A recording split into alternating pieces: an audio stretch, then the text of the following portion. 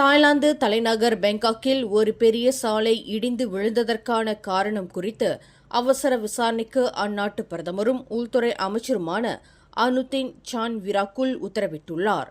இன்று புதன்கிழமை காலையில் பேங்காக் வஜிரா மருத்துவமனைக்கு அருகில் நிர்மாணிப்பில் இருந்து வரும் புதிய MRT பர்பிள் லைன் பாதைக்கான கட்டுமான தளத்தில் இந்த நிலச்சரிவு ஏற்பட்டது.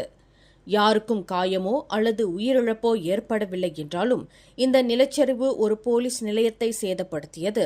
அப்பகுதியில் வீற்றிருந்த மருத்துவமனையின் வெளி நோயாளிகள் சேவை பிரிவு தற்காலிகமாக மூடப்பட்டது. பொதுமக்களின் பாதுகாப்பு உறுதி செய்யப்பட்டுள்ளது. எந்த காயமோ அல்லது உயிரிழப்போ ஏற்படவில்லை என்று சம்பவம் நிகழ்ந்த இடத்தை பார்வையிட்ட பிறகு பிரதமர் அனுதின் செய்தியாளர்களிடம் இதனை தெரிவித்தார். வஜிரா மருத்துவமனையின் கட்டிடம் கட்டமைப்பு ரீதியாக உறுதியாக இருந்தாலும் அருகிலுள்ள 5 மாடி சம்சென் மெட்ரோபாலிட்டன் போலீஸ் நிலையம் பாதிக்கப்பட்டுள்ளதாகவும் அதன் அடித்தள குவியல்களில் 2 அல்லது 3 உடைந்துள்ளதாகவும் அவர் உறுதிப்படுத்தினார். அருகிலுள்ள வரிசை வீடுகளில் இருந்த அனைத்து காவல்துறை அதிகாரிகளும் குடியிருப்பாளர்களும் வெளியேற்றப்பட்டனர்.